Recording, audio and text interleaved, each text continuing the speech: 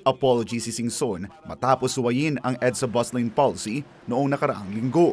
Nandito ako para humingi ng apology to show and tell to every one of you that nobody is above the law. So bawal po yun, bawal tularan. Hindi po yung may iba na nagrarason, nagtatago, ako, iaamin ko, kasalanan ko. Binayaran ni Singson ang tig 5,000 pesos na multa sa pagdaan sa EDSA busway ng dalawang sasakyan na kasama sa kanyang convoy. Bukod sa multa, nagbigay din si Singson ng 200,000 pesos na donasyon sa MMDA. Ito po, 200,000.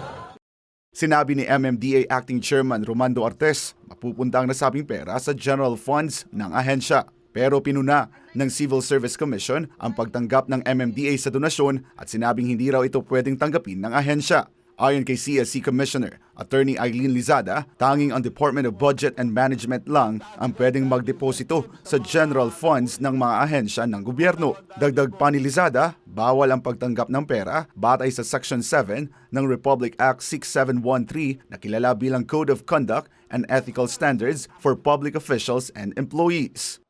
I'd like to stress this, while maganda siguro yung intention niya, baka hindi ho lang alam ni ng official po na meron ho tayong batas na ganito. Because try to imagine, Ma'am Nina, kung marami hong magva-violate, ay magbibigay ho sila ng pera kasi nagpapasalamat dahil hinuli sila at anong gagawin ay i-deposit sa GF.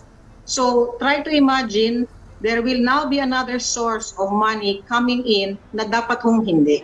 Kasi po, sila po ay bayad na, yung mga enforcers, bayad na po sila ng taong bayad na po kami ang aming sweldo ng taong bayan, and you do not have to reward us for doing our work. Sa pananaw ko po, I used to be with the Office of the Ombudsman, sa batas po 6713, bawal. Pero paliwanag ni Artes sa isang text sa SMNI News na may income retention ang MMDA kaya pwede aniya silang tumanggap ng donasyon. Meron kasi tayong batas regarding acceptance ng gifts or reward or kung ano pang tawag dyan. Kailangan modest gift. Yung ino-offer ni Governor medyo malaking halaga. Yan po ay aming pinag-aralan. Kung diretso po sa aming mga enforcers, yan po ay bawal. Pero kung riresibuhan naman po dito sa aming ahensya at sa ahensya mapupunta, authorized naman po kaming mag-accept ng donation.